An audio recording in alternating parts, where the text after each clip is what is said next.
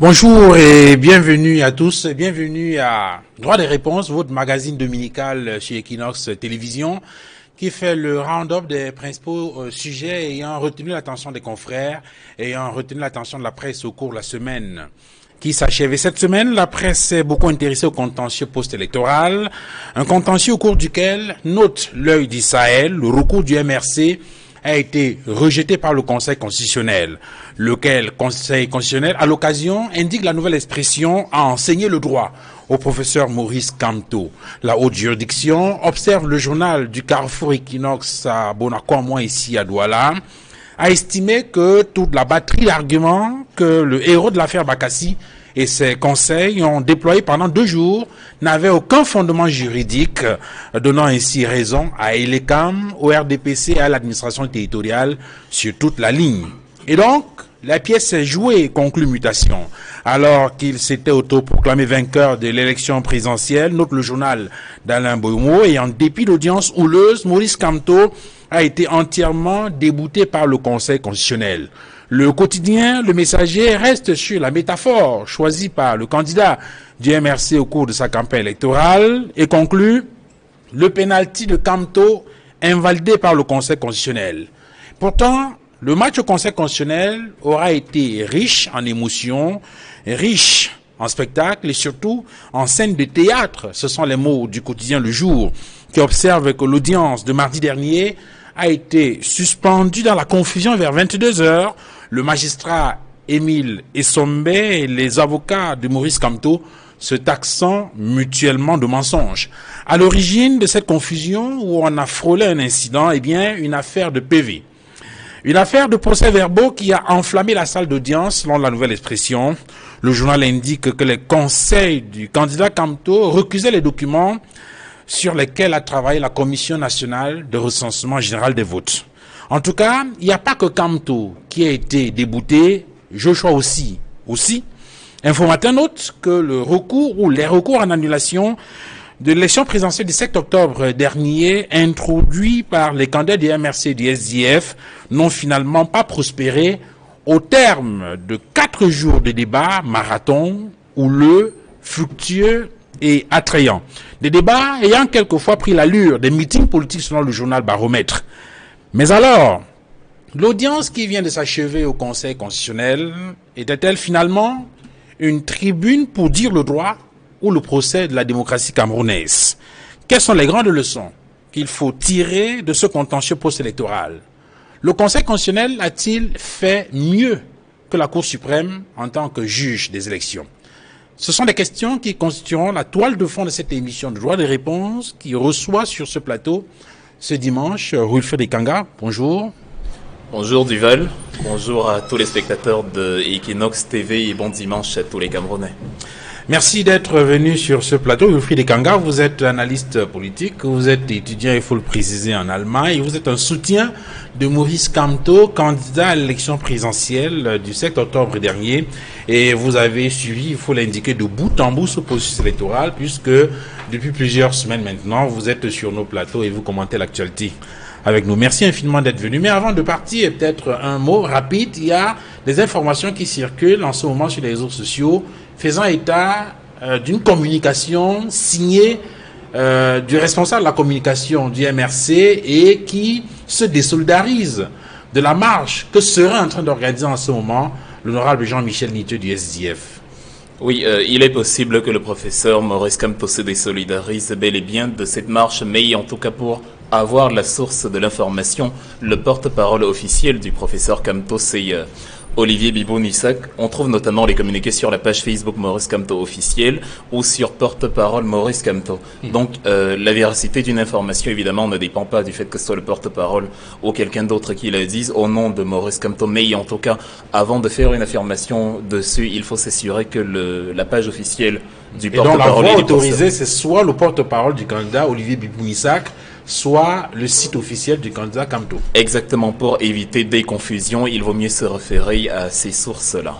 Et pour l'instant, le texte qui circule justement n'est ni signé, ni du professeur Moïse Kamto, ni du porte-parole, mais signé plutôt par quelqu'un qui se présente comme étant membre de cette cellule chargée de la communication, voilà, du professeur Moïse Kamto. Merci de faire cette précision-là. Dieudonné Samuel Mout, bonjour. Van. Merci d'être venu. Merci pour l'invitation qui m'a été faite. Voilà, vous êtes militant, cadre du RDPC, j'aime bien préciser, président de la section RDPC CAM Sud-Est. CAM Sud-Est, oui. Voilà, et puis dans une autre, je vais dire, quand vous ne faites pas la politique, vous êtes expert comptable. Absolument, merci. Et le RDPC, bien sûr, pour nos téléspectateurs qui sont à l'extérieur du Cameroun et qui sont nombreux en Afrique de l'Ouest, en Afrique centrale et ailleurs, le RDPC, c'est le parti qui a investi Paul Biya, candidat sortant à l'élection présidentielle. Merci donc d'être venu, Dieudonné Samuel Mout. J'introduis Maître Moustapha Ngwana. Bonjour. Bonjour Duval, c'est un plaisir renouvelé de me retrouver sur votre plateau. Après notre bataille dans l'arène du Conseil constitutionnel. Absolument. Vous êtes avocat au barreau du Cameroun et vous êtes conseiller juridique national du Social Democratic Front. Vous avez été représentant du candidat Joshua aussi à la Commission nationale de recensement général des votes. Et comme vous venez d'indiquer, vous venez de Yaoundé, vous avez pris la parole au Conseil constitutionnel comme conseil justement de Joshua aussi. On va peut-être faire le point avec vous sur un certain nombre de questions qui sont restées peut-être un tout petit peu incomprises au cours de cette audience solennelle. Merci Maître Moustapha Ngwana d'être venu sur ce plateau. Je vous remercie infiniment. J'espère que je saurai vous apporter les lumières nécessaires pour que les uns et les autres puissent comprendre ce qui s'est passé à Yaoundé et qui, de notre point de vue, on ne peut plus ubuesque. Merci Maître Moustapha. J'introduis également notre consultant Edmond Kangia. Bonjour. Bonjour M. Fangwa. Et merci d'être venu. Oh, c'est toujours avec plaisir, ce d'autant que nous sortons d'une semaine rude, une semaine très médiatique, très médiatisée. On a vu les populations rester scotchées devant leur téléviseur parce qu'il se passait quelque chose au Conseil constitutionnel. Donc ça a été un très grand moment. Je salue tous les téléspectateurs qui nous regardent en ce moment, ainsi que les copanélistes. Je reviens à Maître Moustapha Ngwana. Avant de rentrer dans le vif du sujet, Maître Ngwana, avant de rentrer dans le vif du sujet, pour évoquer les faits saillants de ce contentieux, tel que cela a été soulevé par la presse cette semaine, comment aborde-t-on un exercice comme celui-là? Vous êtes conseil, vous devez aller au Conseil constitutionnel et vous devez porter les espoirs d'un candidat à l'élection présidentielle.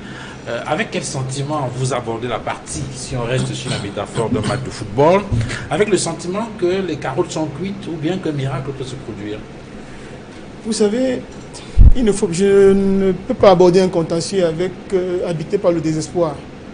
J'avoue qu'étant habitué du Conseil constitutionnel, autrefois on disait Cour suprême siégeant comme Conseil constitutionnel, je m'y retrouve de manière régulière depuis 2011. Étant habitué, je me suis quand même rendu compte de ce qu'il n'y a pas de miracle à y attendre.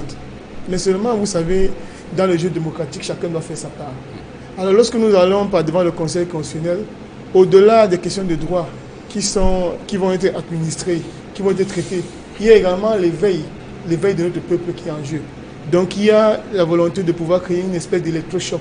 C'est ce que vous avez certainement dû remarquer, que les Camerounais ont délaissé les matchs de football pour pouvoir suivre en direct le contentieux parce que s'ils jouaient l'avenir de leur pays. Mais maintenant, s'agissant de la préparation, il s'agit d'un dossier comme tous les autres. Lorsque l'avocat a le cœur à l'ouvrage, il n'y a pas de petit dossier, il n'y a pas de grand dossier. Donc on est concentré et on travaille en se disant qu'il faut donner le meilleur de soi, en espérant que les membres du Conseil constitutionnel ou bien les juges, selon ceux devant lesquels vous trouvez, auront la force, auront la capacité nécessaire pour pouvoir ouvrir leur cœur et entendre la voix de la raison. Mais justement à ce niveau-là, quand vous plaidez comme ça a été le cas pendant pratiquement 2 heures, au finish, quand vous sortez, vous dites quoi? Vous dites: j'ai parlé à la conscience de ces conseillers, de la Cour suprême ou bien du Conseil constitutionnel. J'ai parlé au président, à la conscience du président du Conseil constitutionnel, ou bien j'ai parlé au peuple camerounais, à la communauté internationale. Qu'est-ce que vous dites? Quelle est votre cible? Je dois vous avouer que je ne serais pas honnête en vous disant que ce n'était pas tout cela à la fois. Parce qu'en réalité, lorsque vous vous présentez devant des gens comme ceux-là qui ont tout reçu de notre pays, parce qu'il faut le dire, et je l'ai rappelé dans ma plaidoirie, dans ma péroraison, comme nous appelons pour nous les avocats, on parle à leur conscience. On espère qu'ils auront un sursaut patriotique. parce que c'est comme ça que je considère cela, qu'ils auront un sursaut patriotique et qu'ils vont pouvoir avoir le courage de rendre une décision qui pourrait être qualifiée d'historique, un peu comme ce que nous avons eu au Kenya. Donc, on parle également à notre peuple, parce que le peuple écoute, parce qu'il faut que le peuple cesse de se désintéresser de la politique. Parce que son avenir s'y joue, mais il le confie à quelques-uns qui malheureusement sont stipendiés pour la plupart, qui n'ont pas la conscience nécessaire pour pouvoir prendre les décisions qui aillent dans le sens de l'intérêt général. Alors nous parlons au peuple, mais nous parlons également, je vais le dire, pour moi qui suis avocat, quand nous parlons également, nous appelons, c'est-à-dire que le Cameroun est dans le Conseil des Nations. Il faudrait qu'ailleurs, qu'on voit ce qui se déroule vraiment chez nous. Peut-être cela pourra amener ceux qui nous dirigent à comprendre que les choses doivent se passer autrement. Donc, nous ne parlons pas seulement aux juges, nous parlons aux juges, nous parlons au peuple, nous parlons également à la communauté des nations. Et je crois que c'est notre devoir aussi. Samuel Tidjonemot, qu'est-ce qui a le plus retenu votre attention au cours de cette audience, puisque nous sommes encore sur la forme avant de rentrer dans le fond? Est-ce que c'est la batterie d'avocats mobilisés par les partis politiques à l'occasion? Est-ce l'éloquence des intervenants ou le niveau des débats? Oh, j'allais dire comme tout ça à la fois, mais ça a été un très grand moment de la vie démocratique de notre pays où effectivement, de manière assez ouverte et à la face de tout le monde, de la face du monde du Cameroun, des Camerounais qui suivaient à ce moment-là, de voir qu'on peut développer un certain nombre d'arguments, les opposer les uns contre les autres et voir après qu'est-ce qui peut triompher. Parce que la démocratie, c'est l'art également de la contradiction. Si vous pensez que vous allez dans un aspect démocratique où il y a un seul parti politique, effectivement là, nous sommes dans une situation monolithique et ce n'est pas ce qui est souhaité. J'ai beaucoup apprécié le fait qu'on ait pris cette initiative-là, effectivement, de faire que cette audience-là soit une audience publique, de telle manière à ce que les Camerounais continuent à raffermir l'idée qu'ils ont de la vie démocratique. Sauf que le jeudi matin, on a eu un peu comme des frissons, en remarquant qu'à 10h, alors que le conseil allait démarrer, on n'a pas eu cette retransmission en direct. On s'est dit peut-être qu'à Yaoundé, on a changé d'avis. Oh, ça également, non, c'était anecdotique et effectivement, vous avez bien vu que le président du conseil constitutionnel s'est bien amusé parce que quand il disait effectivement qu'il parlait au président du conseil ou alors aux membres du conseil, on voit très bien que c'est à la nation tout entière qui voulait s'adresser. C'est pour cette raison-là que je soit tenu à s'assurer que son audience était bel et bien en train de passer. Non, il n'y avait pas, vous savez, ces choses-là, on le fait de très bon cœur parce que nous pensons effectivement que dans la vie comme celle-là, il n'y a rien à cacher. Et très souvent, c'est parce que vous avez commencé à fermer la boîte qu'on vous couvre de soupçons.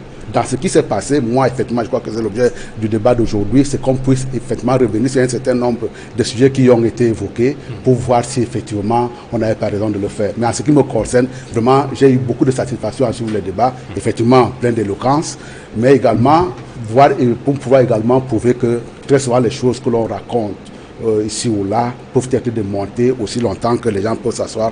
Surtout dans cette contradiction. Absolument. Je ne veux pas diriger votre mais je voudrais également, pour sortir de là, il a dit tout à l'heure qu'il ne s'attendait pas à ce que le miracle se fasse au Conseil constitutionnel. Le Conseil constitutionnel n'est pas un faiseur de miracles. Non, c'est moi qui ai posé la question. Non, c'est lui qui a dit qu'il est... Moi, j'ai posé la question. Mais il a dit qu'il est parti au Conseil constitutionnel sans avoir à l'esprit que le Conseil constitutionnel ferait des miracles. Le Conseil constitutionnel n'est pas là pour faire des miracles, il est là pour dire du droit.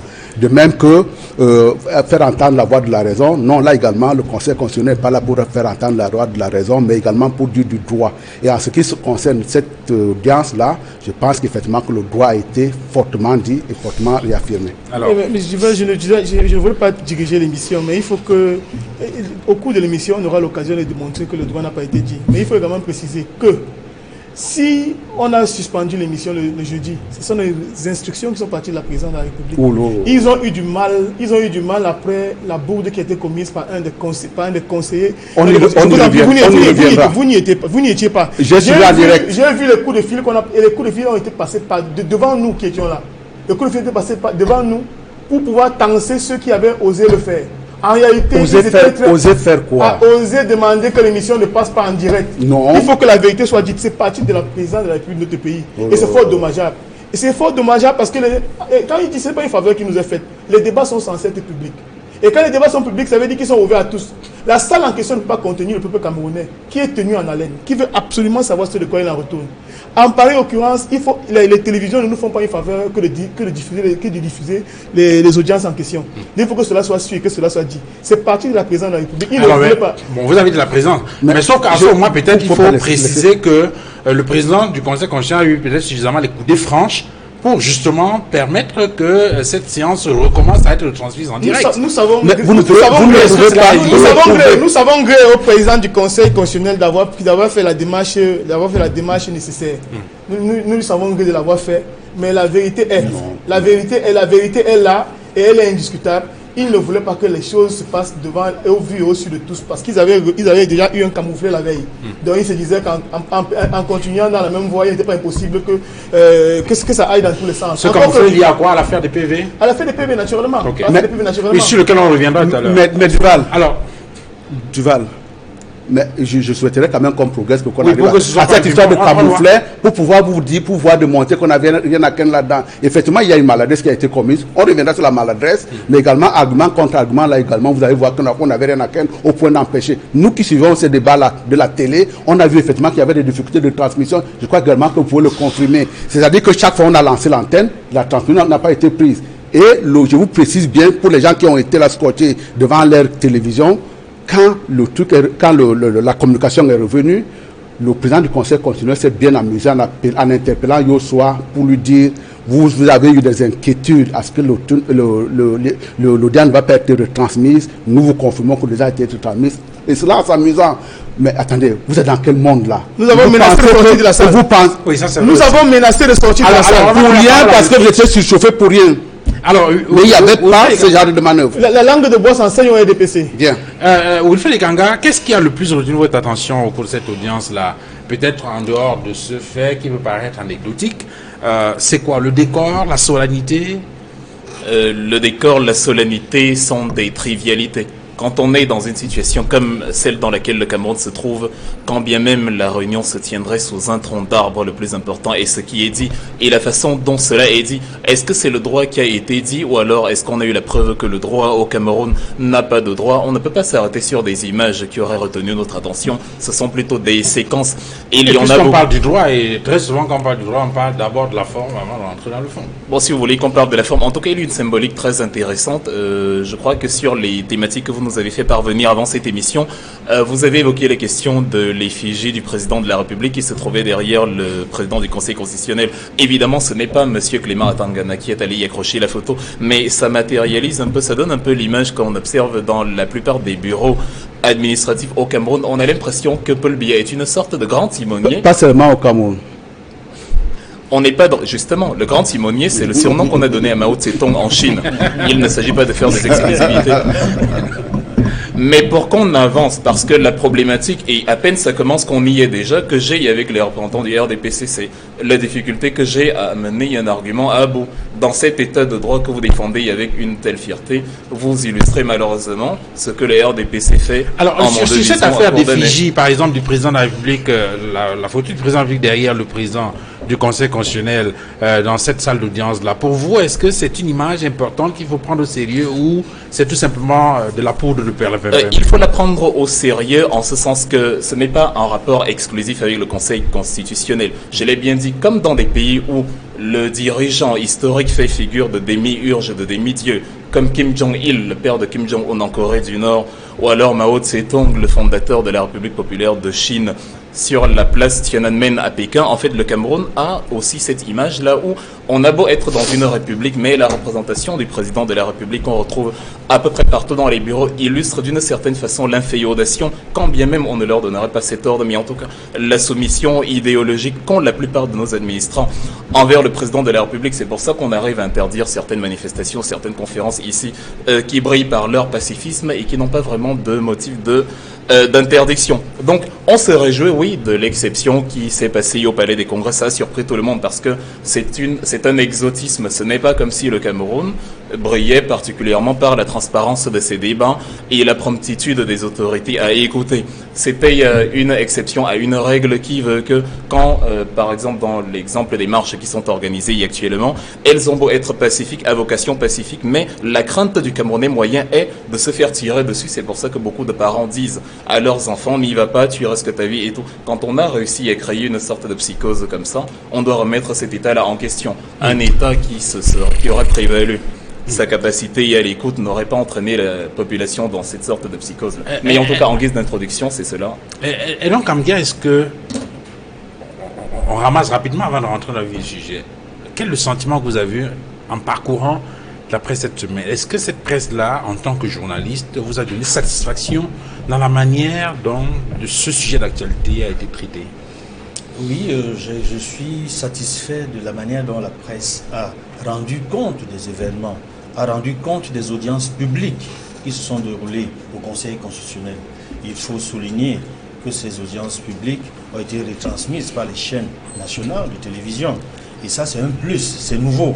Il faut l'apprécier et féliciter ceux qui ont eu cette initiative-là, tout en regrettant ce qui s'est passé jeudi matin avec la retransmission tardive, parce que vraisemblablement, quelques turiférés du régime ont estimé qu'il ne fallait plus retransmettre en direct parce que la veille, il s'est déroulé quelque chose qui a fait très mal pendant que le collège des avocats du MRC dansait, n'est-ce pas, un des membres du corps constitutionnel sur l'affaire des PV, sur laquelle je crois on reviendra tout à l'heure.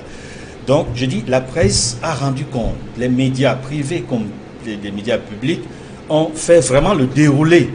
C'est-à-dire ils ont rendu compte de ce qui s'est passé, ils ont mis l'accent, ils ont mis l'emphase sur les temps forts, notamment la prestation, et ça il faut le souligner ici, des avocats camerounais.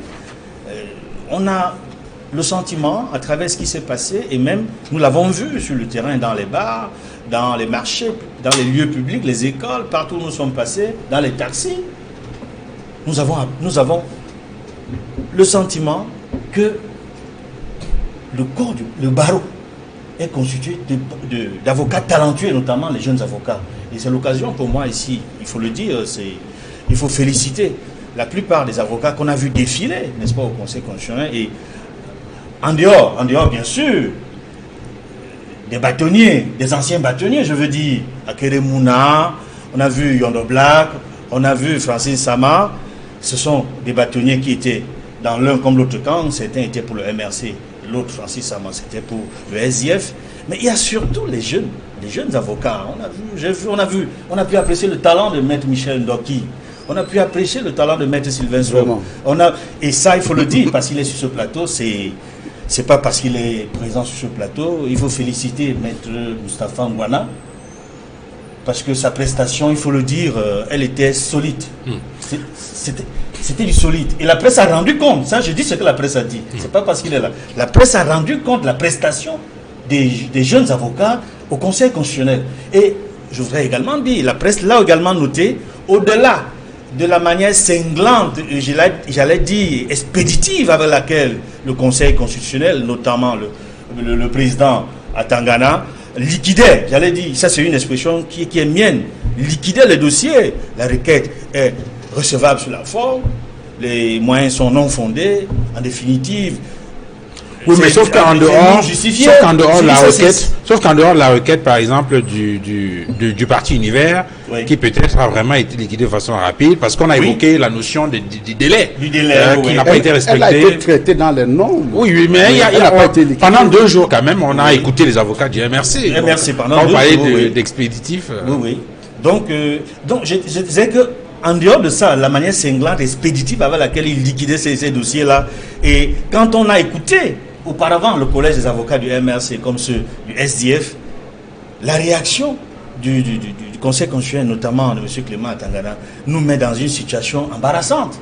Tout se passe comme si tous ces avocats qui ont défilé, tous les arguments qu'ils ont invoqués, tous les moyens, les faits allégués, qu'ils ont pu démontrer parfois avec des éléments de preuve, qu'il a rejeté en bloc. Alors, nous donne le sentiment que ce n'est pas la justice. Prenons un cas précis. C'est comme un déni de justice. On a vu dans un cas, notamment au niveau du MRC, il s'est déclaré incompétent dans l'un des moyens invoqués. Et ça, c'est curieux. C'est tout à fait curieux. Alors, prenons un exemple, prenons un cas précis, celui qui, justement, selon la nouvelle expression, a emballé la salle, parce que lorsqu'on parcourt la nouvelle expression, le journal nous indique que les conseils de Camto recusaient les documents sur lesquels a travaillé la Commission nationale de recensement général de vote. Oui. Le journal a observé effectivement que la salle s'est emballée au moment où cette affaire de PV a été posée, et beaucoup d'autres journaux, Le Messager et les autres, ont également insisté là-dessus. Je prends le Baromètre entre autres.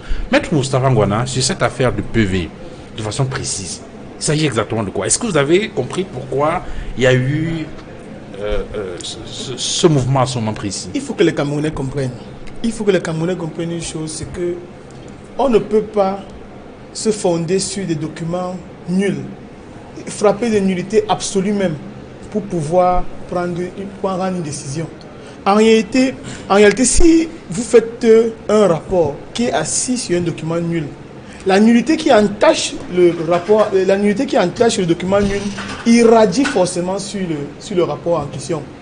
En l'occurrence, l'article 67 du Code électoral fait obligation aux partis de signer les procès-verbaux de la commission départementale de supervision. Il se passe que des espèces de fiches de présence ont été signées par les représentants de partis politiques. Maintenant, la partie la plus importante, qui est le procès-verbal, qui contient les résultats, était en réalité un tract qui était présenté. Nous l'avons dit au cours des débats. Si c'était une situation qui était nationale, c'était généralisé, nous aurions pu comprendre et dire qu'il s'agit d'une erreur commune. Et chez nous, les juristes ont dit l'erreur commune crée le droit. Mais il se passe que dans les zones à forte densité, c'est dans les zones à forte densité que le problème s'est le plus posé.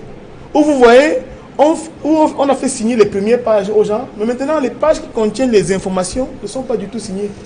Et je suis bien surpris, et on a en face de nous un expert comptable, il faut qu'il me dise si on lui présente un document qui est à moitié signé et qui contient obligations, parce que les documents qui contiennent des obligations, qui sécrètent des obligations à l'égard des uns et des autres, il est impossible que ce document-là puisse être utilisé. Les documents sont frappés de nullité.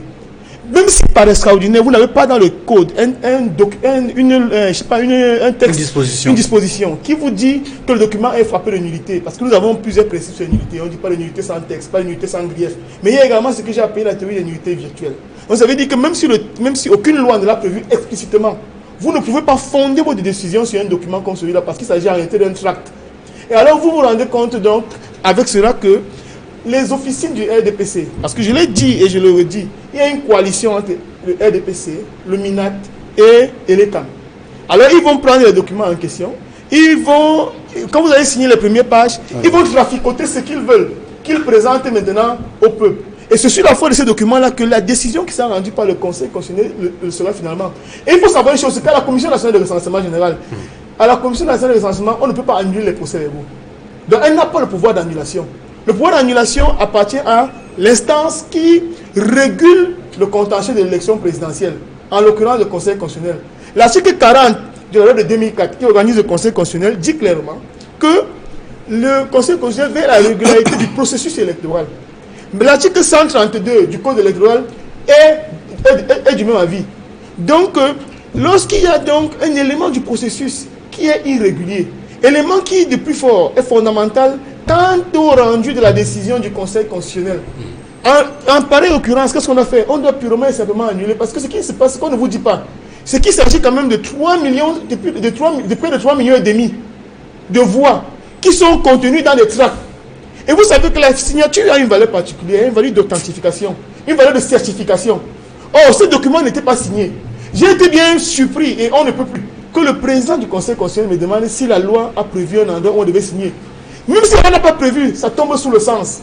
Et que si par exemple on a signé, c'est la partie où il y a les chiffres qui est la plus importante. Ce n'est pas la littérature où on présente les uns et les autres. Mais la question du président paraissait quand même sensée, puisqu'on parle de droit et il fallait s'appuyer sur les dispositions légales et un certain nombre de fonds de la décision. Ce que je vous dis est consubstantiellement légal. Un acte nul, les nullités, il y a des théories de nullité. Quand les juristes sont informés et qu'on sort, je suis sûr qu'ils ont rendu cette décision sans en avoir la conviction.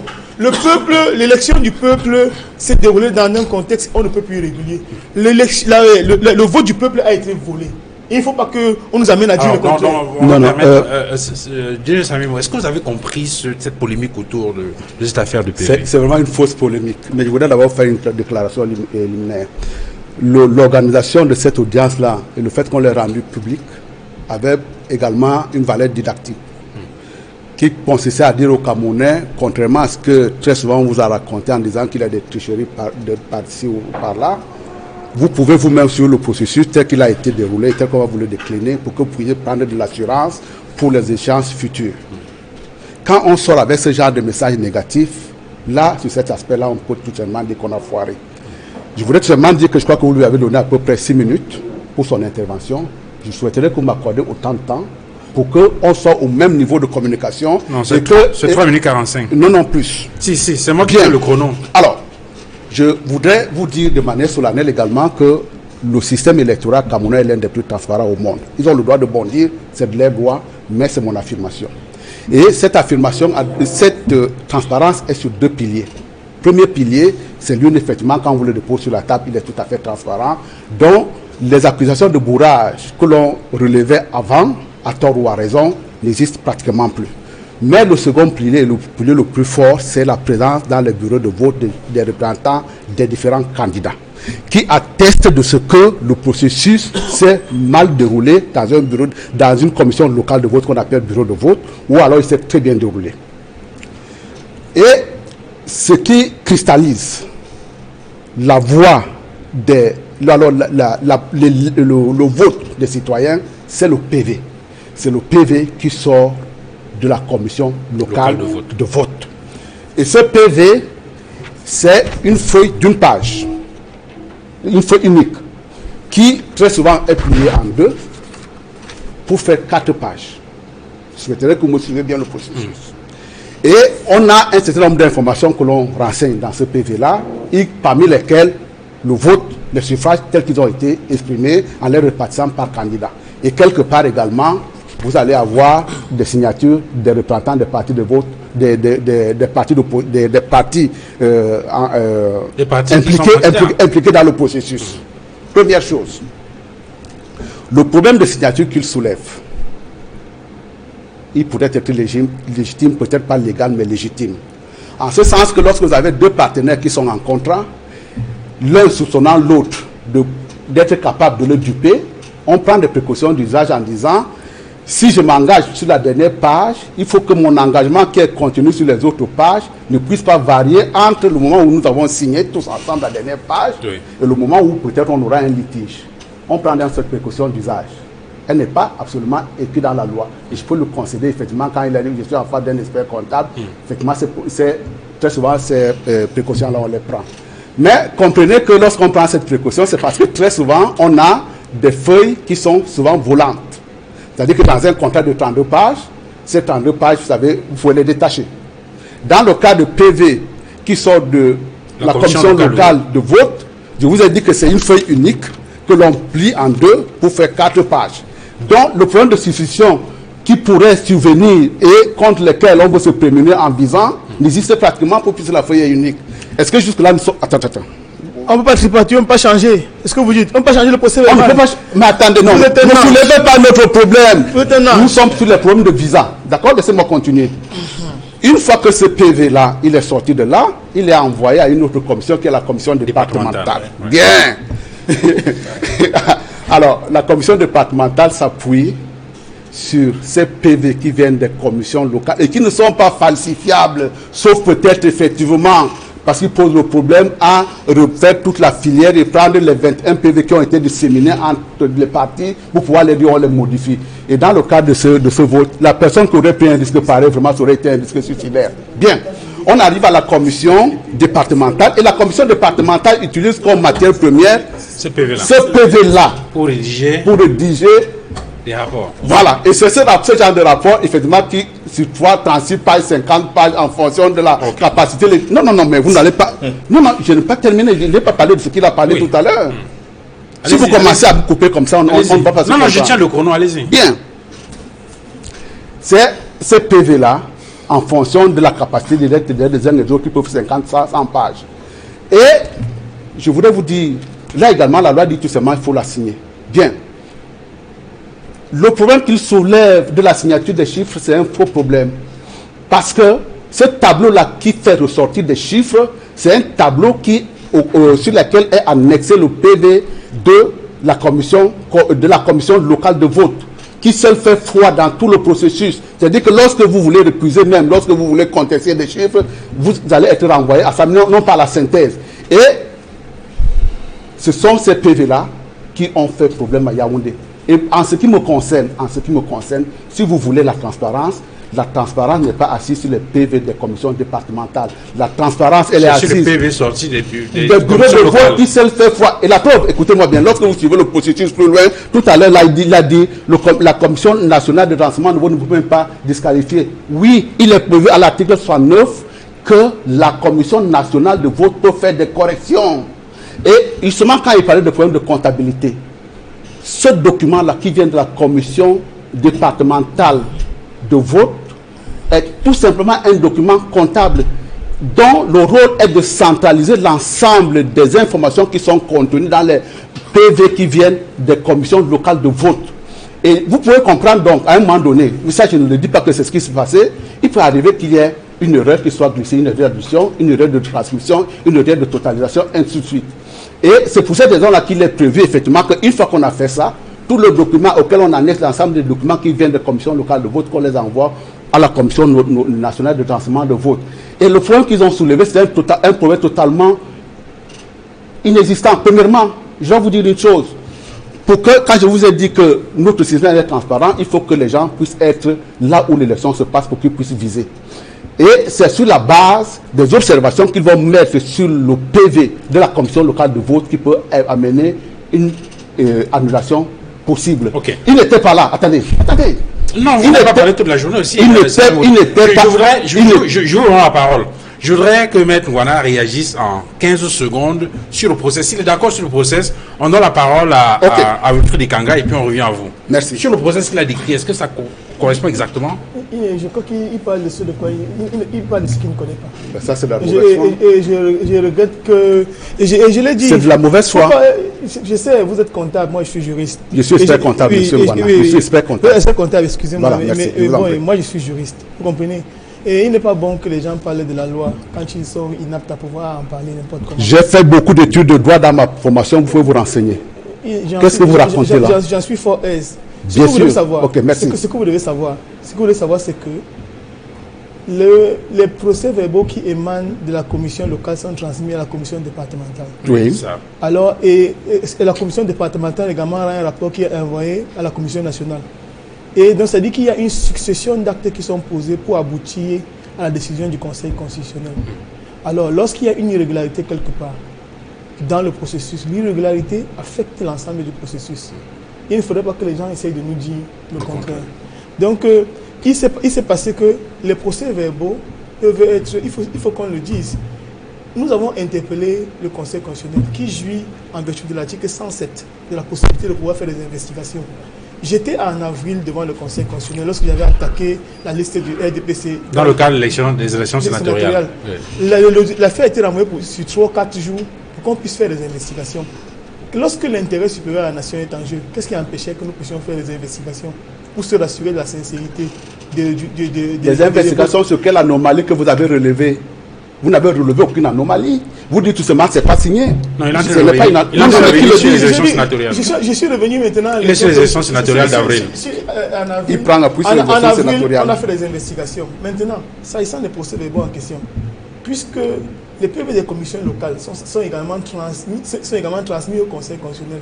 Le Conseil constitutionnel, les ayant avec lui, pouvait donc se rassurer de ce que les chiffres portés dans les rapports des commissions départementales sont conformes avec les PV des commissions locales. C'est son pouvoir. Le pouvoir d'investigation qui lui est donné, c'est la loi qui le dit, l'article 107.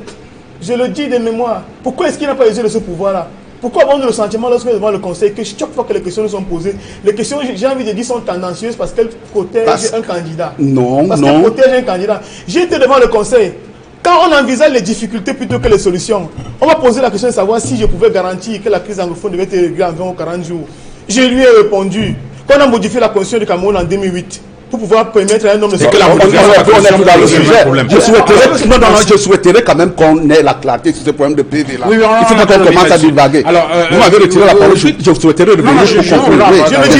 Je ne divague pas. Et soyez respectueux. Soyez respectueux, sinon je vais être irrévérencieux moi aussi. Je le suis. Je vais être irrévérencieux moi aussi. Je le suis. Monsieur Ekanga, sur cette affaire de PV, est-ce que vous comprenez où se trouve la pomme de discorde? C'est vrai que M. Samuel Motte présente les rapports des commissions départementales comme quelque chose à laquelle on a agrafé les PV particuliers de chaque commission locale. Ce n'est pas vrai, ils sont rapportés après sur les pages. Et il est évident que quand les pages ne sont pas signées, on a le droit de douter de la véracité de ces éléments, tant il est vrai qu'on n'a pas les scrutateurs partout. Justement... Notez, ils n'ont pas... Vous les avez bastonnés et mis hors de salle. C'est pas le cas. C'est ce qu'il a dit. Mais là, il commence à crier. Nous ne pas les scrutateurs partout parce que vous nous avez empêché d'en avoir. Monsieur Ekanga, je m'excuse, je voulais seulement ajouter. Oui, allez-y, monsieur Ekanga. Vous vous excusez à juste titre. Dans un pays, on a besoin de scrutateurs dans chaque localité pour déterminer... Représentant, pas scrutateur. Représentants, appelez-les comme vous voulez. En tout cas, on a besoin... On a les scrutateurs dans les représentants, c'est deux personnes différentes. Appelez les mêmes surveillants, mais dans un pays, on a besoin, où chaque parti a besoin d'avoir des éléments qui s'assurent de la véracité des votes, c'est que quelque chose ne tourne pas rond.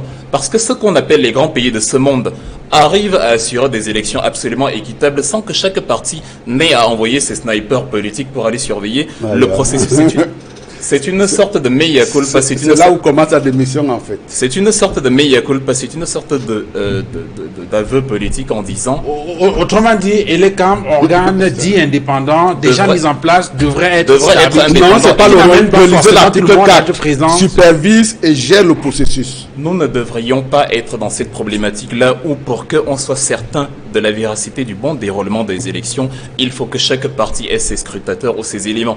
Parce que le parti le plus puissant va surfer sur le fait que les autres sont faibles et commettre en tout cas la bourde dont il n'a même pas conscience, de se réjouir que l'éducation politique de ce pays, étant le parti régnant, il est celui-là qui est chargé de garantir l'éducation politique de tous les citoyens. Il se réjouit plutôt, en plus du fait qu'on se réjouit que peu de gens sont allés s'inscrire, il se réjouit plutôt que les autres, comme si ce n'était pas le même pays, comme si on ne discutait pas du même Cameroun, que nous devons développer tous ensemble. Il se réjouit que les autres n'aient pas assez d'éléments qui peuvent aller surveiller. Et déjà, ça ne devrait pas poser un problème. Déjà, on devrait être sûr de l'impartialité totale. La suspicion ne devrait pas exister. Et maintenant, sur les PV, bon... il est dans un autre monde, lui, hein, virtuel, vraiment. Appelez-les comme vous voulez, il y a la différence entre... Dans un système électoral, les partis ne se soupçonnent de rien du tout. La réalité que nous vivons, c'est soit vous la prenez comme elle est, comme nous la vivons, soit vous créez et vous me supplantez dans le virtuel et vous créez une seconde réalité dans votre tête qui n'a rien à voir avec la perception des Camerounais. Vous l'avez dit vous-même, on a créé une sorte d'ouverture, de transparence médiatique où la population devait y avoir la garantie que oui, tout se déroule selon les règles de l'art. Mais au sortir de l'émission, vous voyez bien le remous, le brouhaha populaire qu'il y a. C'est parce qu'il y a quelque chose... Parce que vous désinformez. Parce qu'il y a quelque chose qui n'a pas marché. Nous désinformons tellement. Nous désinformons tellement. Arrêtez d'interrompre les gens, monsieur Mout. Et c'est systématique, je le dis encore, de toute façon, nos spectateurs, nos téléspectateurs le voient. En Mondovision, c'est systématique des représentants de ce parti qui se réclame républicain, à l'écoute et défenseur du droit. Sur cette question-là, Edmond Kangia, cette affaire de PV qui a emballé la salle d'audience, c'est la nouvelle expression qu'il a indiquée. En tout cas, il y a beaucoup d'autres journaux qui ont...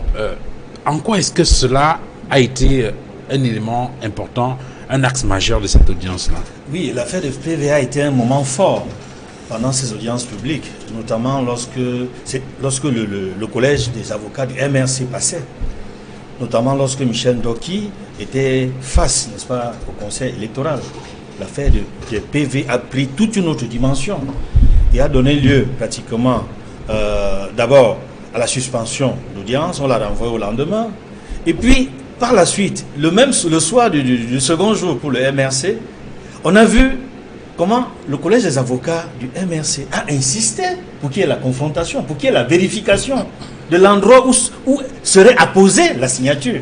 Puisque tous les documents ne contenaient pas la signature au même endroit. Certains documents n'avaient même pas de signature. Lorsque le juge Somber a pris la parole pour donner l'impression que Maître Michel Ndoki, la veille, aurait raconté des histoires, en laissant penser que ce qu'il présente, c'est le vrai PV. ce qu'elle a affiché la veille n'était pas le PV. Oui, on a le professeur Alain Foubé, qui était membre de cette commission-là. Tout à fait, il a dit, on va vérifier. Choisissez même les personnes dans la salle qui est vérification. Qu'est-ce qui s'est passé? Rien du tout. L'affaire a été renvoyée en délibéré. Alors donc finalement, en vidant le délibéré, le Conseil constitutionnel n'a nullement fait allusion au fameux PV. C'est pour cela qu'à un moment donné, je me demande s'il n'y a pas eu déni de justice. Mais, passons. Il y a eu, pendant les débats, un moment que j'ai trouvé dangereux pour la démocratie camerounaise. Et en passant, je dois dire que ces audiences publiques avaient un arrière-goût de procès de la démocratie, mais surtout un arrière-goût de conférence nationale que les leaders de l'opposition attendaient depuis les années 90. Parce que beaucoup de choses ont été dites avec véhémence. Beaucoup de choses ont été dites qui étaient fondées et légitimes. À un moment donné, même, on a vu une dame dans la salle, une citoyenne, se lever, qui était étudiant à l'université à l'époque, qui avait été torturée, qui a voulu prendre la parole. Bon, ça a créé un incident. Mais c'est pour vous dire quoi? Je vais revenir sur un fait précis pendant les débats. Le directeur général adjoint Beleka a pris la parole. Il s'est contredit de bout en bout, mais ce n'est pas ça le plus important. C'est lorsqu'il dit que les représentants des partis politiques au bureau de vote sont des huissiers. C'est les huissiers de leur candidat. Sont les huissiers de leur candidat. En quoi ça te fait bondir ça? Moi, je fais une observation. Oh, quand même. Non, je dis je fais une observation. Ils sont les représentants de leur candidat. Ils ne sont pas des huissiers. Les huissiers, c'est un métier pour lequel les avocats, notamment du MRCP, quand on dit j'ai transformé le penalty, je vais vous laisser parler, monsieur Mott. Quand on dit j'ai transformé le penalty, c'est... Soyez poli, voilà. Monsieur Mott. Allez-y. Finissez. Et la décence d'écouter. Je suis très poli, moi. Vous avez pratiquement... Allez-y. Non, le problème c'est que... Non, nous avons un problème de... Nous avons un... laisser la parole. Tu vas donner lui la parole. De plus, vous êtes trois, donc je peux me permettre... C'est le Cameroun qui est en jeu. Soyons polis. C'est parce que le Cameroun... C'est parce que c'est le Cameroun... Nous faisons le point sur les audiences publiques. C'est le Conseil constitutionnel. Edmond, ne divertis pas Edmond. Edmond, ils sont passés des choses pas bonnes du tout. S'il vous plaît. Alors, deux choses pour qu'on continue le débat. On boucle la discussion sur les procès-verbaux. Oui. Et on revient maintenant sur cet élément-là. Oui. Comme on va revenir sur tous les autres éléments. Donc, on boucle. Je donne la parole à deux personnes pour sortir cette affaire. Dieu Samuel Mott, vous prenez la parole sur cette affaire de PV. Et puis, Maître Ngwana, et puis on sort de là. Et je veux poser une question précise. Est-ce que vous n'avez pas le sentiment, Samuel Dieu Mott, que sur cette question du PV, qui a emballé la salle, j'aime bien l'expression utilisée par la nouvelle expression, et qui a retenu l'attention de l'opinion, est-ce qu'il n'aurait pas été intéressant pour le Conseil constitutionnel au moment de rendre son arrêt, par exemple, je ne suis pas juriste, si je me trompe, arrêtez-moi, de faire par exemple des recommandations qui permettraient de, je ne sais pas, de peaufiner ou de corriger le code électoral ou la loi électorale de façon globale pour que la prochaine fois qu'on se retrouve pas dans la situation semblable. Si vous me posez cette question, Duval, c'est parce que vous-même, vous avez voulu comprendre à travers cet élément-là ce que vous avez voulu comprendre. Pour une histoire assez importante qui a retenu l'attention de tout le monde, j'aurais souhaité que vous donniez suffisamment de temps pour qu'on éclaircisse un certain nombre de choses. Allez-y. Ce n'est pas ce que nous sommes en train de faire quand vous me décomptez du temps. Je dois effectivement avoir suffisamment de temps pour pouvoir vous expliquer. Mais il y a d'autres aspects aussi. Non, il n'y a pas que d'autres aspects. Ce problème-là, il est important parce que, premièrement, j'estime qu'on a salué la République. Maintenant, donc, en sortant, ce papier-là, dans ce désordre-là que vous avez vu, a salué la République. Et j'insiste en ce non, c'est le magistrat qui a sorti les PV, qui a été récupéré par le candidat de GMRC. Vous me coupez aussi. Vous êtes quatre, mais vous me coupez tout de même. Non, je suis le modérateur, je coupe qui je veux. Je suis le modérateur, je coupe qui je veux. Allez-y, je vous donne la parole. Allez-y, vous avez la parole. Sortir ce papier-là de cette façon dans laquelle ils ont été sortis, c'était pour désinformer. Et effectivement, il y a une maladresse, je reconnais qu'il y a une maladresse au deuxième jour, quand ces papiers-là sont sortis, parce que la seule bouée d'oxygène que le MRC avait, c'était de crier sur la non-signature des pages, non-signature qui n'est ni légale. Attendez, non, mais je vais vous expliquer. Premièrement, Duval, lorsqu'il y a une anomalie dans un PV qui émane de la commission départementale, la situation n'est pas perdue parce qu'on peut se référer au PV de la commission locale de vote. Oui, vous l'avez dit, vous avez cité un article. J'insiste sur le fait également que l'article 69 autorise de corriger des anomalies qui peuvent découler de la synthèse de la commission départementale de vote. Oui. Et si nous sommes dans un procès où on ne veut pas seulement faire son show, je suis auditeur, je sais très souvent comment je formule mes anomalies. D'accord? Il y a une première impression sur la première analyse d'anomalie que je détecte, je demande à voir un peu plus loin. J'ai une anomalie dans un PV de la commission départementale. Avant de dire au client au hold-up, je m'assure que c'est conforme ou c'est non conforme par rapport au PV de la commission locale de vote qui ne peut pas être altéré, ne peut pas être changé parce qu'il a été signé par 21 personnes. Il y a 21 PV qui sont en circulation. Première remarque. Deuxième remarque, je confirme, et contrairement à ce que j'entends ici ou là, dans un bureau de vote, on doit être en éveil. Le parti RDPC est en éveil, c'est pour ça qu'il envoie ses représentants. Les partis d'opposition doivent être en éveil parce que, quoi que vous disiez, on finit toujours par se soupçonner quelque part. Et donc, notre pilier de la transparence du système est assis sur celui-là. Bien, premièrement, ils n'ont pas les PV. Et je reviens sur ce problème de PV local sur un autre aspect. Ils n'ont pas les PV de commission locale. Très bien. Nous avons 58 départements. Et c'est dans 58 départements qu'on centralise les PV des commissions locales de vote. Oui. De vote. Pourquoi est-ce que le MRC en est réduit à venir au Conseil constitutionnel pour demander les PV qu'il est censé avoir? Puisque lorsqu'on fait la centralisation au niveau départemental, ils sont censés être là. Et effectivement, cette centralisation-là se faisant au vu et su de tout le monde, s'il y a une erreur à ce moment-là, c'est science tenant qu'on demande la correction.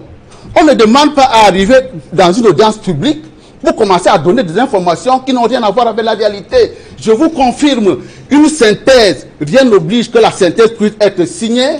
Et même s'il y a une altération par la suite, et personne ne pourra altérer parce que les PV des commissions locales font foi, il n'y a pas de raison. Le problème, effectivement, que nous avons regretté le jour d'après, le deuxième jour de l'audience, c'est qu'effectivement, lorsqu'on a commencé à expliquer le processus, et contrairement à ce qu'ils disent, ils ont retenu ce qu'ils ont voulu retenir, ils avaient tous le nez pointé au sol. Et puis, suivant cet incident-là, à 18h, effectivement, il revient avec les sortes triomphants.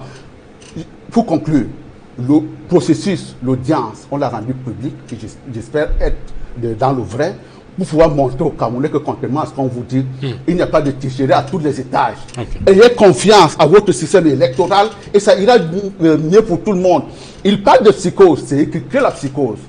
La première psychose en disant de toutes les façons, quoi que vous fassiez, ils tricheront. Bon des gars, le lendemain, allez demander aux gens de s'inscrire dans les listes électorales. Ils vont vous dire, mais vous avez dit qu'on triche, pourquoi on ne tricherait pas la prochaine fois? Non, notre démarche était de dire effectivement, en expliquant pas à pas, on va réussir à convaincre les Camerounais que le système est transparent. Et si les gens ne sont pas capables de faire leur part de responsabilité, je suis désolé, ce n'est pas les autres qui le feront pour eux. Bien, Maître Moustapha Ngouana, je m'appuie sur... je prends cet article de Le Jour qui observe que l'audience du mardi a été suspendue dans la confusion. Vers 22h, oui. Le magistrat Émile Sombet et les avocats du Maurice Kamto se taxant mutuellement de mensonges. À l'origine donc de cette confusion, on a frôlé un incident parce qu'on a entendu le président du tribunal estimer que si Maître Sim insistait, le président du conseil insistait en indiquant à Maître Sim que s'il persistait, eh bien, il devait faire, ça devait être un jugement avant de dire droit. Voilà. Bref, je reviens sur la question pour dire, est-ce qu'il n'y a pas comme un goût d'inachevé dans le traitement de cette question précise? Et puis, est-ce que le conseil n'aurait pas mieux fait? Enfin, je ne sais pas quelles leçons on tire sur cette affaire pour que demain, on ne se retrouve pas dans d'autres contentieux avec des situations semblables. Je suis sûr que le conseil, forcément, à l'avenir, ou bien je vais dire, il est comme à l'avenir, s'arrangera, c'est que même quand il faut faire du pâturage, que tous les pages soient signées. Voilà. Salut la psychose. Je vais vous dire une chose. Malheureusement, sur cette question-là, le Conseil constitutionnel, qui est quand même une instance exceptionnelle, n'a pas rendu une décision qui est celle qu'on aurait dû attendre, qui est celle qu'on aurait dû attendre d'elle.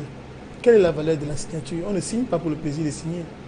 Quand M. Mout parle de la présence au niveau des commissions départementales de supervision, on ne vous a pas dit que les représentants des partis politiques n'étaient pas là. Mais les pages qu'ils ont signées ne sont pas les pages qui contiennent les résultats. Je vous ai dit par exemple que c'est que vous ne savez pas, par exemple, il y a les présidents des commissions qui vous refusent les rapports. Dans le ND, par exemple, un exemple, il a fui avec le procès, il a fui avec le rapport. Qu'est-ce qui établit que ce que nous avons reçu est le bon? Alors donc, quand vous avez des difficultés comme celle-là, et vous vous rendez compte de ce qu'ils disent, qui est bien grave, il est quand même censé être neutre. Il est quand même censé être impartial. L'administration également.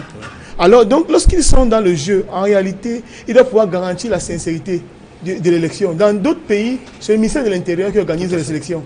Le ministère de l'Intérieur organise. Et il organise... Sous le regard abusé, je vous en prie. Sous le regard je ne vous ai pas coupé, monsieur Maud. Je ne vous ai pas interrompu, monsieur Maud. Je ne vous ai pas interrompu. Non, il ne vous a pas interrompu. Je crois alimenter. Non, il ne vous a pas interrompu. Il vous a laissé parler. Donc, monsieur Maud est au bord de l'apoplexie. Moi, je le comprends. Je le comprends parce que... Je le comprends parce qu'ils sont... Je vous en prie. Je le comprends parce qu'ils sont... Merci. Je le prends pour moi. Ils sont constitutionnellement en difficulté. Donc, il ne faudrait pas qu'on puisse venir travestir la réalité.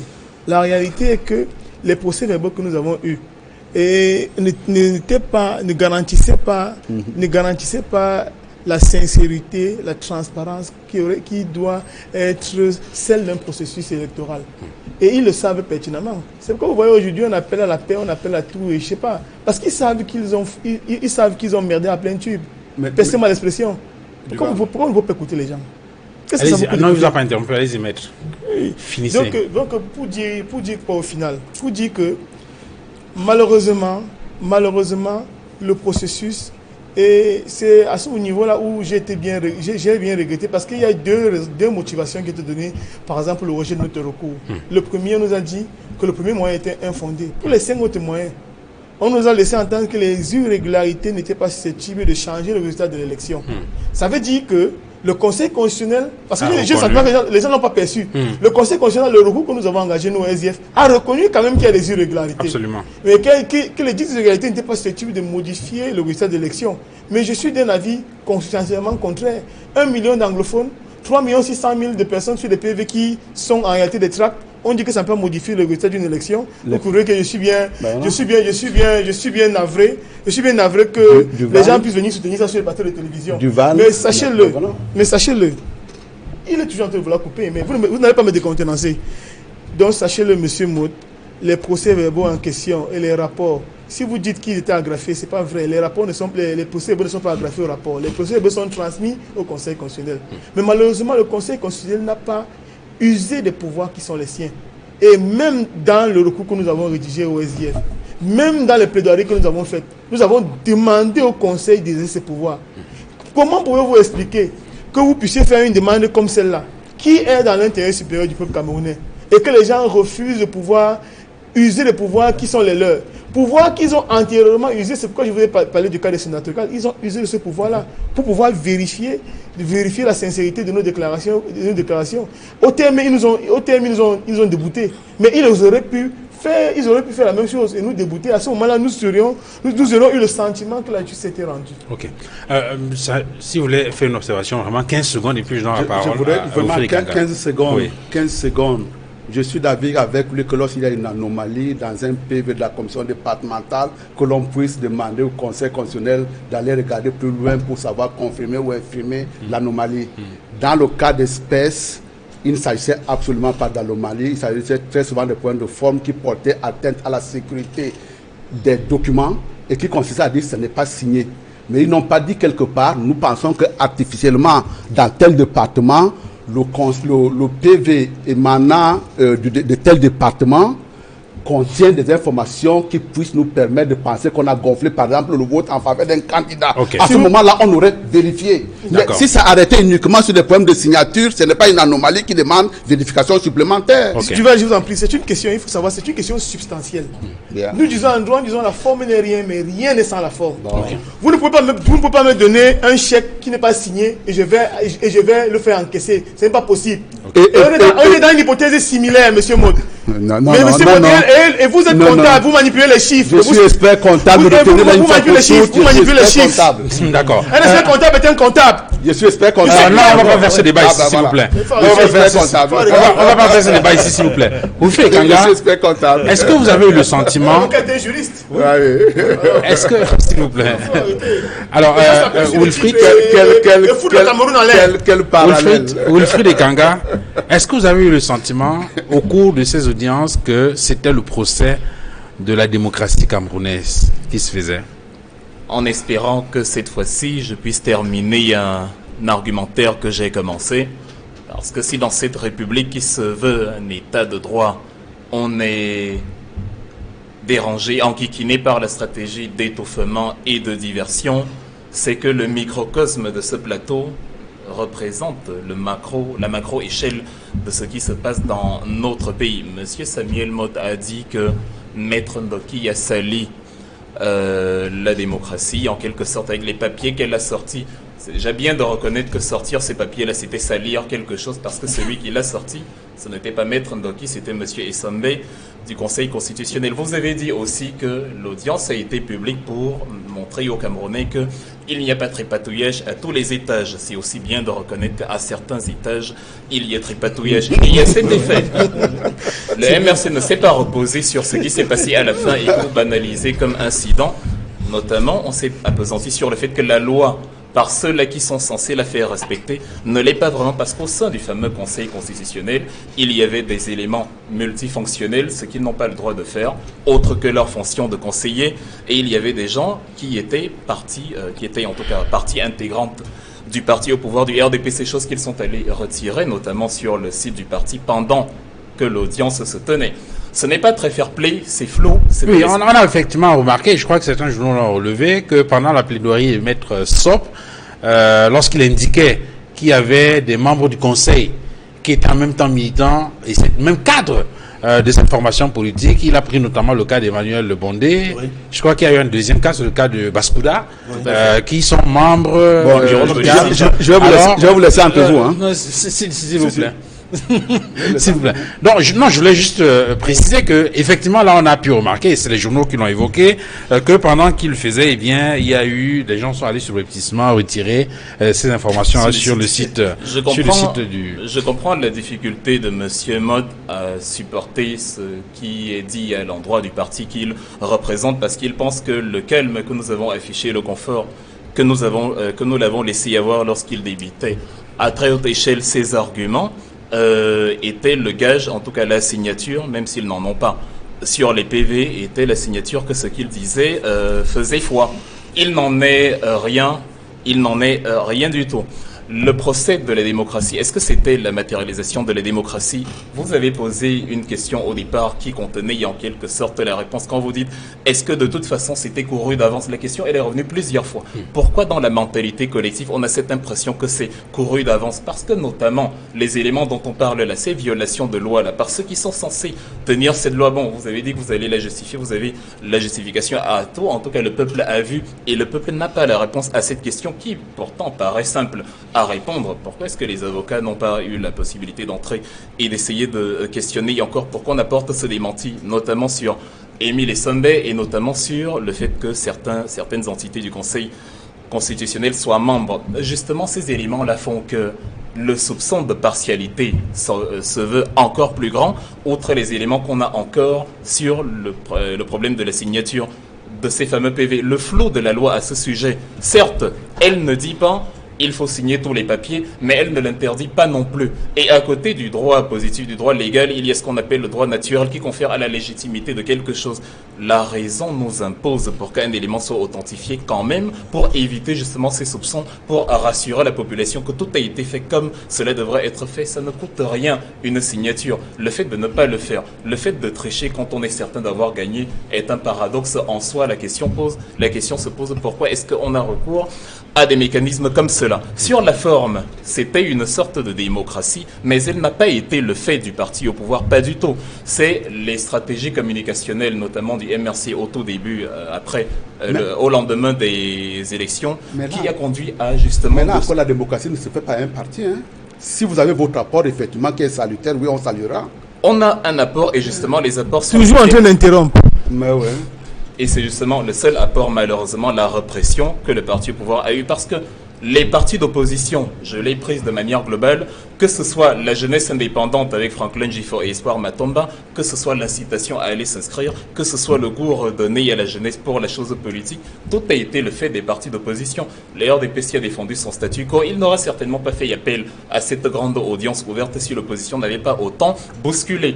Les jeux étant courus d'avance, évidemment, c'était facile de dire on appelle quand même la discussion vu qu'il n'y a pas de police des polices. Le président du Conseil constitutionnel peut dire à la fin, comme il a fait d'ailleurs, quelle que soit la solidité de votre argument, selon son humeur, il dit il est irrecevable. On ne peut pas, lorsque la loi demande à ce qu'un membre du Conseil constitutionnel ne fasse pas partie d'un parti politique, on ne peut pas comme ça, de manière péremptoire, à la fin dire la requête est quand même irrecevable. Quand il n'y a pas d'appareil pour sanctionner celui qui sanctionne, ça donne lieu à n'importe quoi que nous avons. Mais en même temps, on se serait retrouvé dans une sorte d'impasse, hein.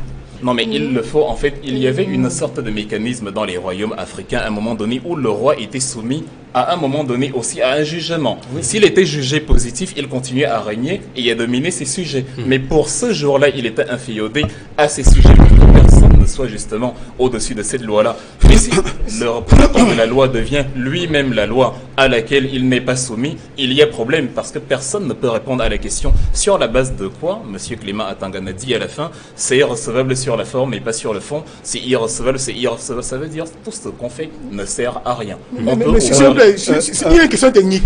Il y a une question technique à laquelle 10 secondes avant une question technique à laquelle il faut répondre. Le Conseil, de mon point de vue, au regard de l'article 14 du Pacte international sur les droits civils et politiques, de l'article 7 de la Charte africaine des droits de l'homme et des peuples, qui fixe les règles du procès équitable, pouvait être amené à pouvoir administrer la question relative à la récusation de ses membres. C'est l'instance suprême.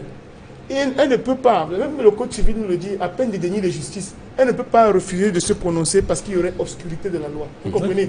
Donc, le Conseil pouvait, et avait cette latitude-là, j'ai cité le texte international, parce que lorsque les juges se prononcent, on vous dit qu'il faut qu'ils soient impartiaux. Le texte est cité, l'article 14 et 7 que j'ai cité, vous disent qu'il faut qu'ils soient impartiaux. Alors, donc, lorsqu'on a le sentiment de ce qu'il n'y a pas de juges, on n'a pas eu affaire à des juges impartiaux, des juges qui sont militants de partis politiques et consorts. Vous comprenez donc la fébrilité qui peut être celle des uns et des autres. Mais le Conseil avait la responsabilité historique de pouvoir se prononcer sur la question. Donc l'irrecevabilité qui a été faite, c'est bien que c'est le MSC qui a présenté cette requête, mais je me dois en tant que juriste de dire que c'était possible que, en matière d'arbitrage, on appelle ça la compétence. Un arbitre, par exemple, qui est saisi d'une question, peut d'abord juger de sa compétence avant éventuellement de pouvoir entrer dans le fond du litige. Et maintenant, le Conseil constitutionnel, qui est l'instance suprême, personne ne peut le faire en dehors d'elle. Donc elle pouvait administrer la question de la récusation. Donc sur ce point-là, je soutiens sur le plan juridique les demandes qui étaient présentées par le MSC. Je vais citer deux textes que les gens peuvent vérifier. L'article 7 de la Charte africaine des droits de l'homme et des peuples. L'article 14 du Pacte international sur les droits civils et politiques. Très bien. Edouard Kanga, sur cette question-là, vous avez évoqué tout à l'heure un certain nombre d'incidents qui, peut-être de votre point de vue, peuvent être considérés comme des éléments à mettre sur le compte de ce qu'on a considéré cette semaine comme le procès de la démocratie camerounaise. Oui, tout à fait. Mais je vais quand même dire un mot sur la récusation, sur la requête du MRC relative à la récusation des juges. Je confirme ce que vient de dire Maître Moussa Fangwana, que effectivement, les juges du Conseil constitutionnel ont la compétence de leur propre compétence. Ils ont donné l'impression, enfin, ils ont dit que Maurice Kamto, le MRC, n'avait pas qualité pour les récuser. Ils ont dit qu'eux-mêmes pouvaient s'auto-récuser à un certain quorum. Ou alors la personnalité qui les a désignés, c'est-à-dire le président Paul Biya. Mais je pense que... Disposition légale. Ils avaient, sur la base justement des articles qui ont été cités tantôt, du Pacte international des droits civils et politiques et de la Charte africaine des droits de l'homme, ils pouvaient exercer vraiment la compétence de leur compétence. Ça, là, c'est dans le cas où ils sont honnêtes vis-à-vis du droit, honnêtes vis-à-vis de leur fonction, et responsables. Parce que là, ils avaient la possibilité, et ils avaient des preuves d'ailleurs, de récuser certains de leurs membres. Mais puisqu'ils sont solidaires, les membres du Conseil constitutionnel, donc dans cette solidarité, puisque la plupart d'entre eux, ou certains d'entre eux, restent militants du RDPC, certains n'ont pas respecté le principe d'incompatibilité, ils ont décidé de faire ce qu'on appelle la langue de bois. Or, c'était une opportunité unique, parce qu'il n'y a aucune institution au-dessus du Conseil constitutionnel. Il n'y a que le Conseil constitutionnel pour dire le droit, pour même créer le droit, pour qu'il y ait une jurisprudence pour les affaires futures. En ce qui concerne les questions de récusation, ils ne l'ont pas fait. C'était important de le souligner, parce que là, ils ont raté une opportunité historique de dire le droit. Et ils ont fait, dans la langue de bois, c'est un déni de justice. Est-ce que ce n'est pas en prenant en compte cet aspect-là, de l'impossibilité ou de l'incapacité du Conseil à se recuser justement, qu'on a eu le sentiment au finish que le Conseil du MRC et son candidat se sont plutôt déployés sur le terrain politique? Le baromètre, le journal indiquait que finalement ce prétoire a été transformé en un lieu de meeting politique. Oui, quand on parle de procès de la démocratie, c'est parce qu'il y a les droits de l'homme et il y a également les droits politiques. Mais en réalité, fondamentalement, l'élément clé, n'est-ce pas, de la requête du MRC sur la récusation, il y avait la suspicion légitime. Parce qu'aujourd'hui, avec le recul, lorsque vous avez vu comment les avocats de l'opposition, et notamment du MRC et du SDF, se sont battus avec les arguments qu'ils avaient entre leurs mains pour démontrer, n'est-ce pas, à travers les moyens allégués, que justement, il fallait parvenir à ce que chacun d'eux ont sollicité. L'un, pour le MRC, l'annulation partielle des opérations électorales dans certaines régions, et pour le SDF, l'annulation totale des opérations électorales. Donc, je reste sur la suspicion légitime, parce que la manière dont les requêtes, à la fin, le Conseil constitutionnel les a décidées, on voit que la suspicion légitime était fondée. Il y avait suspicion légitime. Ça dit que les décisions qui sont prises à la fin justifient finalement qu'il y avait suspicion légitime sur les membres du Conseil constitutionnel. Et là, c'est regrettable. Là, on n'a pas fait œuvre utile. Parce qu'on a été regardé, non seulement au niveau de la communauté nationale, mais internationale. Il y a des juristes à travers le monde qui ont suivi de bout en bout ce qui s'est passé. Et je crains fort, et là je vais terminer par là, c'est que l'engouement qui est né de cette élection présidentielle, la jeunesse, notamment ceux qui n'étaient pas inscrits, qui sont allés s'inscrire, les grands meetings qu'on n'avait plus vus depuis 1992, cette envie de faire la politique. Et aujourd'hui, au-delà de cette envie pour les jeunes qui viennent d'avoir 20 ans ou qui auront 20 ans l'année prochaine, d'aller s'inscrire massivement, ce que je crains, l'engouement là risque de tomber. L'engouement là risque de tomber parce que... De votre fait. Non, pas de notre fait. Je ne suis pas militant de parti. Je ne suis pas. Bon, en tout cas, non, je suis un analyste politique. Et j'observe et je crains fort que cet engouement-là risque de tomber. Et que, nonobstant le fait qu'on ait eu déjà, il faut le dire, une forte abstention. Parce qu'on a des chiffres. Nous ne sommes pas en droit de les donner ici. Mais il y a eu une forte abstention. Et il y avait la possibilité qu'il y ait moins d'abstention pour les élections futures. Mais la façon dont les requêtes SDF et du MRC ont été rejetés.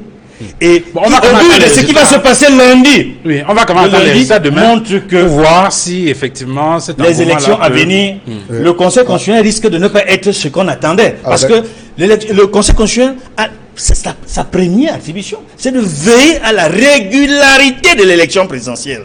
Dans la régularité, c'est de s'assurer de bout en bout que l'élection a été véritablement bien organisé par les campagnes. On n'a pas le sentiment que mais nous avons, malheureusement, et je dois le dire, pour conforter le collège des avocats du SDF comme du MRC, qui a eu pratiquement, dans les faits et dans les audiences publiques, tout le monde l'a relevé, une coalition forte, puissante entre le RDPC, l'administration et les camps. Et c'est dommage pour la démocratie. Est-ce que vous avez le sentiment que cette audience a servi de tribune pour les hommes politiques? Vous avez écouté. Mais exactement, encore qu'elle sert de tribune, si elle sert de tribune pour booster la démocratie, on a tout à gagner là-dedans.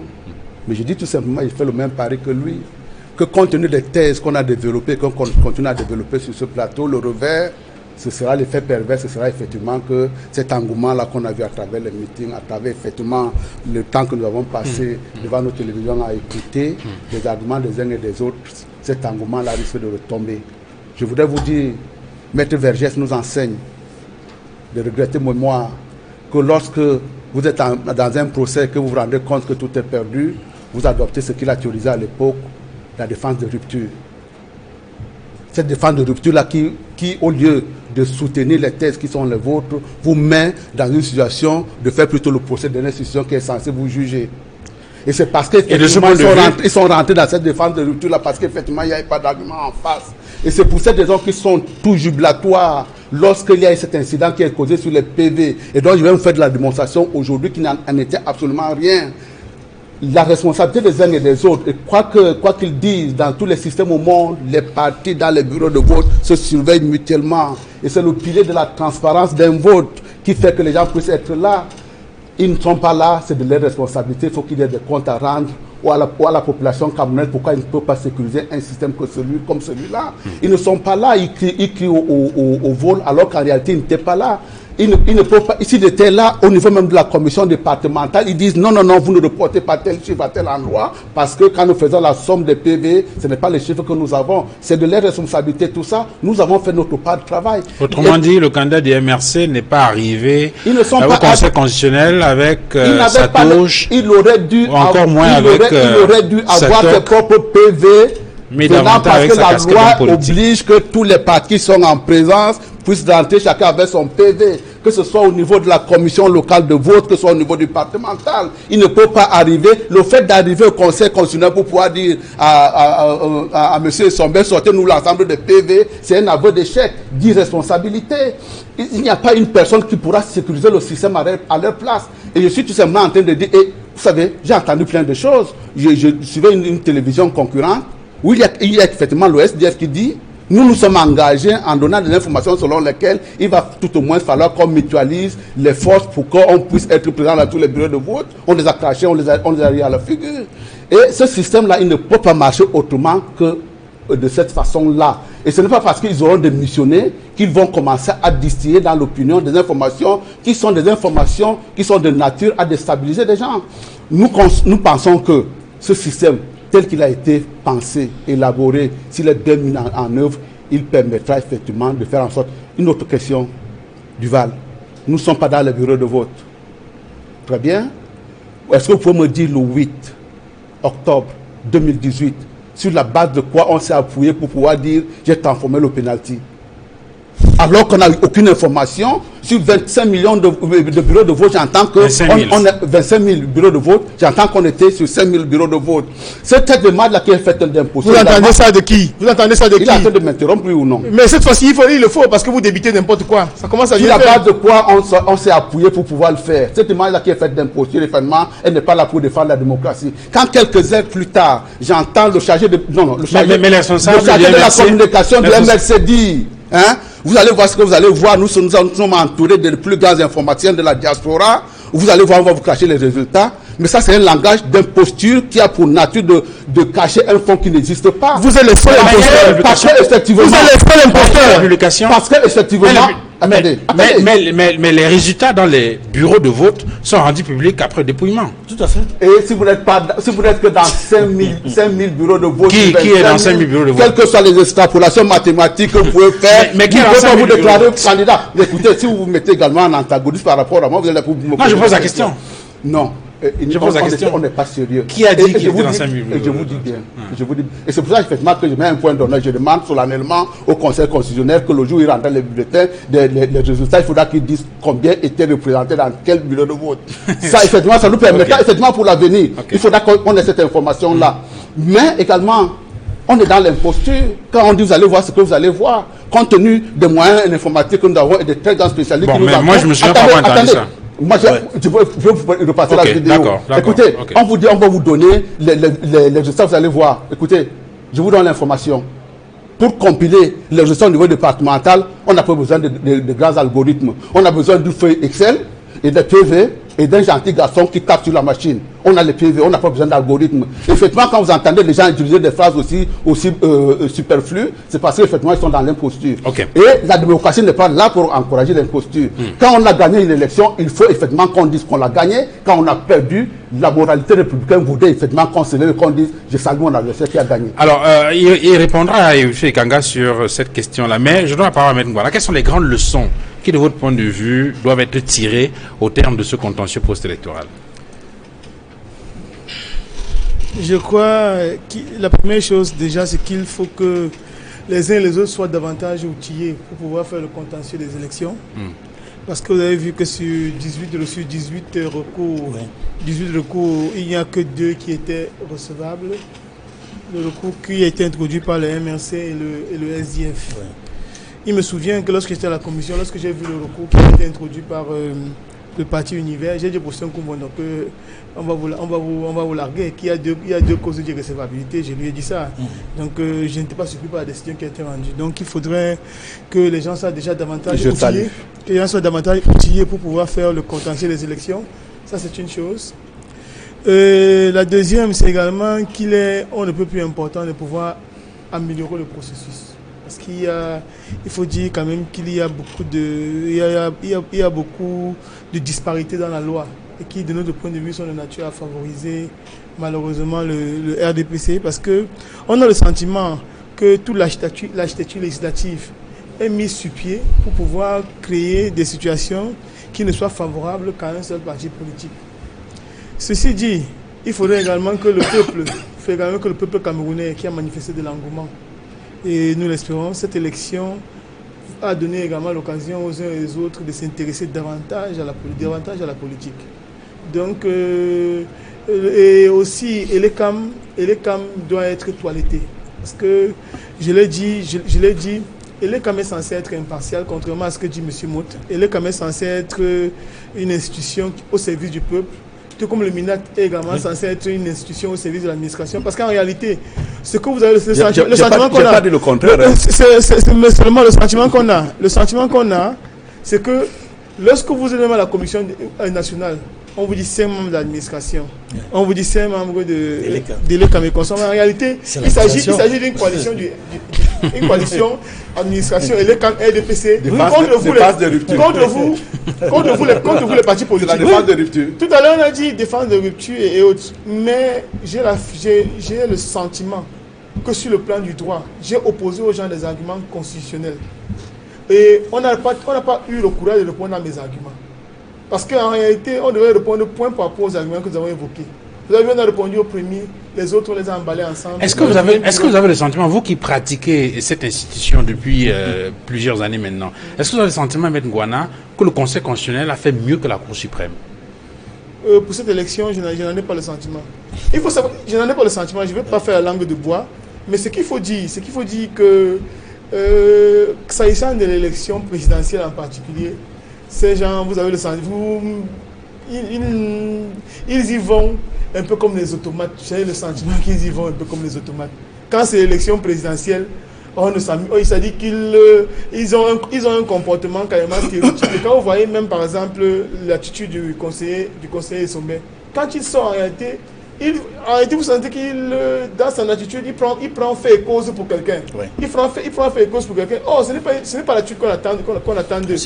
Donc, vous comprenez qu'on ne peut pas prétendre qu'il y a eu amélioration. La seule chose qui a été salutaire, c'est que le peuple a pu être témoin de la manière avec laquelle le pouvoir est confisqué, et il va connaître également les efforts qu'il faut faire pour que les choses puissent changer et changer de manière radicale. Très bien.